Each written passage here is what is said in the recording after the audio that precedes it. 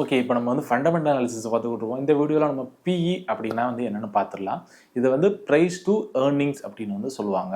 இப்போ நம்ம வந்து ஒரு சிம்பிளான எக்ஸாம்பிள் வச்சு நான் உங்களுக்கு வந்து இதை வந்து நான் புரிய வைக்க ட்ரை பண்ணுறேன். உங்கள் கம்பெனிக்கு 100 கோடி ரூபா ப்ராஃபிட் பண்ணுறீங்க. உங்கள் கம்பெனியில் 100 பேர் வந்து பார்ட்னர்ஸாக இருக்காங்க. அப்படி பார்க்கும்போது ஒவ்வொரு பார்ட்னருக்கும் வந்து ஒரு கோடி ரூபாய் வந்து ப்ராஃபிட் வந்து கிடச்சிருக்கும். ஏன்னா வந்து நீங்கள் 100 கோடி ரூபா ப்ராஃபிட்டு, 100 பேர் வந்து பார்ட்னர்ஸ் உங்களையும் சேர்த்து. அதனால் வந்து ஒவ்வொரு ஆளுக்கும் ஒவ்வொரு கோடி ரூபாய் வந்து உங்களுக்கு வந்து பிரித்து கொடுப்பீங்க. இப்படி பார்க்கும்போது இதே தான் வந்து நம்ம பெரிய பெரிய ஸ்டாக் மார்க்கெட்டை பொறுத்த வரைக்கும் அங்கே வந்து லட்சக்கணக்கான பேர் வந்து அந்த ஒரு கம்பெனியில் இன்வெஸ்ட் பண்ணியிருப்பாங்க. அதோட பார்ட்னர்ஸ்லாம் பார்த்தோம்னா கிட்டத்தட்ட லட்சக்கணக்கான பேர் இருப்பாங்க. இதை வச்சு நம்ம எப்படி அந்த ஒரு நமக்கு எவ்வளோ ப்ராஃபிட் கிடைக்க போகுது அப்படிங்கிறத நம்ம எப்படி கெஸ் பண்ணுறது? நம்ம எவ்வளோ தான் சம்பாதிக்கிறோம், நம்ம போட்ட பணத்துக்கு எவ்வளோ தான் சம்பாதிச்சிருக்கானுங்க அவனுங்க, ஒரு ஷேருக்கு எவ்வளோ தான் சம்பாதிக்கிறானுங்க. இப்போ நம்ம வந்து ஒரு ஷேர் வந்து 1000 ரூபாய் கொடுத்து அந்த கம்பெனியில் வாங்குகிறோம். நம்ம கொடுத்த அந்த 1000 ரூபாயை வச்சு அவன் எவ்வளோ சம்பாதிச்சான், அந்த கம்பெனி எவ்வளோ சம்பாதிச்சான், அந்த கம்பெனி எவ்வளோ சம்பாதிச்சான்னு தெரிஞ்சால் தானே அவன் அதுலேருந்து நமக்கு எவ்வளோ கொடுப்பான்னு தெரியும். சம்பாதிக்கிறதுங்கிறது அவன் ரீஇன்வெஸ்ட் பண்ணுறானா இல்லை திரும்ப கொடுக்க போகிறானா அப்படிங்கிறது அவனோட பொறுப்பு. நம்மளுமே அதை வந்து கண்ட்ரிபியூட் பண்ணலாம். அதை வந்து நம்ம ஓட்டிங் அப்படின்னு வந்து சொல்லுவோம்.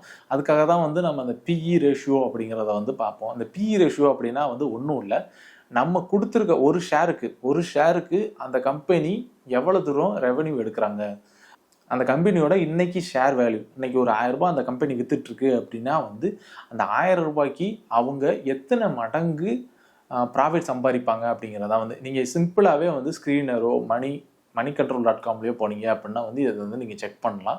ஒவ்வொரு கம்பெனிக்குமே வந்து ஒவ்வொரு பி வேல்யூ வந்து இருக்கும். நீங்கள் வந்து ஸ்க்ரீனில் போகிறேன் இந்த கம்பெனியெல்லாம் வந்து இவ்வளோ பி வேல்யூ வந்து இருக்குது.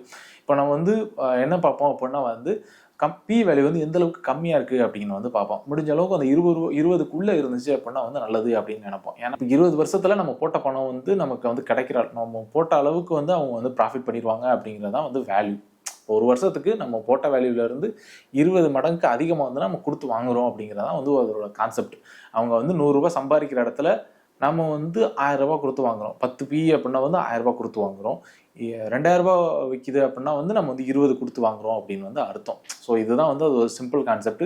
பிஇ அப்படின்னா ஒன்றும் இல்லை, நம்மளே வந்து ஈஸியாக வந்து கால்குலேட் பண்ணிக்கலாம். அதுக்கு வந்து நமக்கு இபிஎஸ் அப்படின்னு என்ன, இபிஎஸ் அப்படிங்கிறது ஒன்று தெரிஞ்சால் மட்டும் போதும். Earnings per share. ஒரு ஷேருக்கு அவங்க எவ்வளோ சம்பாதிக்கிறாங்க அப்படிங்கிறது நமக்கு தெரிஞ்சு போச்சு அப்படின்னா வந்து நான் ஒரு ஃபார்முலா சொல்கிறேன். பிஇ இஸ் ஈக்குவல் டு இன்னையோட வேல்யூ, இன்னையோட ஷேர் ப்ரைஸ் வேல்யூ. இன்றைக்கி வந்து அது வந்து 1000 ரூபா வந்து அந்த ட்ரேட் ஆகிட்டு இருக்கு அப்படின்னா வந்து அந்த 1000க்கு டிவைடட் பை, அதாவது வகுத்தல் நமக்கு அந்த இபிஎஸ் என்ன அப்படிங்கிறத, அது ஒரு சில கம்பெனிஸுக்கு ஒவ்வொரு கம்பெனி மாதிரி இருக்கும். அதை வந்து நம்ம டிவைட் பண்ணனாலே நமக்கு வந்து ஈஸியாக வந்து இந்த பிஇ வேல்யூ அப்படிங்கிறது வந்து தெரிஞ்சிடும்.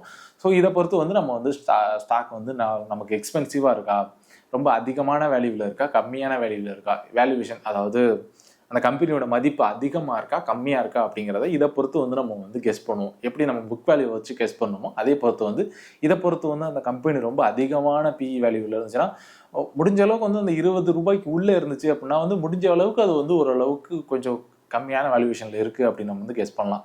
இன்னொரு விஷயம் வந்து நம்ம பார்க்கணும், அந்த இண்டஸ்ட்ரியோட பிஇ வேல்யூ என்ன அப்படின்றதையும் நம்ம வந்து பார்க்கணும். ஒரு சில இண்டஸ்ட்ரி வந்து இருக்கும் எப்போதுமே ஓபியில் தான் இருக்கும். இந்த பப்ளிக் செக்டார் யூனிட்டாக இருக்கட்டும், அதாவது பிஎஸ்சிஓ அப்படின்னு சொல்லுவாங்க. பிஎஸ்சிஓ அப்படின்னா வந்து அந்த கவர்மெண்ட் செக்டார் முழுக்கவே வந்து முடிஞ்ச அளவுக்கு கம்மியான பிஇல தான் வந்து ட்ரேட் ஆகிட்டு இருக்கும். ஏன் அப்படின்னா வந்து அவங்களுக்கு வந்து ப்ராஃபிட் வந்து அதிகமாக கெயின் பண்ணுங்கிறது அவசியம் இல்லை. அதனால வந்து அந்த ஷேர் ஹோல்டருமே வந்து அதிகமான பேர் வந்து வாங்க மாட்டாங்க. அதிகமான பேர் ஷேர் வாங்கினா தான் டிமாண்ட் அதிகமாகும். டிமாண்ட் அதிகமானதான் வந்து அந்த ஷேரோட வேல்யூ வந்து மேலே போகும். டிமாண்ட் அண்ட் சப்ளையை பொறுத்து தான் வந்து அந்த ஸ்டாக் மார்க்கெட் ஃபுல்லாகவே வந்து ஒர்க் ஆகும். அதை பொறுத்து தான் வந்து நமக்கு ஒரு சில டயத்தில் இந்த பேனிக்கில் எல்லாரும் விற்றுட்டாங்கன்னா வந்து அந்த ரொம்ப ரொம்ப நல்ல கம்பெனியும் நமக்கு ரொம்ப சீப்பான ரேட்டில் கிடச்சி நம்ம வந்து வாங்கி போட்டுக்கலாம். ஸோ இந்த மாதிரி விஷயங்கள்லாம் நமக்கு வந்து ஈஸியாக வந்து கிடைக்கும்.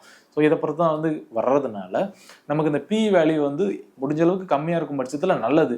அதே நேரத்தில் ரொம்ப அதிகமாக இருக்குனாலும் அந்த கம்பெனியை முழுக்க நம்ம வந்து கெட்ட கம்பெனி, அந்த கம்பெனியை வாங்கவே கூடாது, அந்த கம்பெனி ரொம்ப எக்ஸ்பென்சிவ் அப்படிங்கிறத நம்ம சொல்ல முடியாது. அவங்களோட ஃபியூச்சர் பொறுத்து வந்து இன்னும் நல்லா இருக்கலாம். ஃபார் எக்ஸாம்பிளுக்கு சொல்லணும்னா நிறையா டெக்னாலஜி கம்பெனிஸ், அதாவது நிறையா சாஃப்ட்வேர் கம்பெனிஸ்லாம் அதிகமான பிஇல தான் எப்போ பார்த்தாலும் இருக்கும். 250 300லாம் இருக்கும். மைண்ட்ரி இதெல்லாம் வந்து 250 300லாம் இருக்கும்.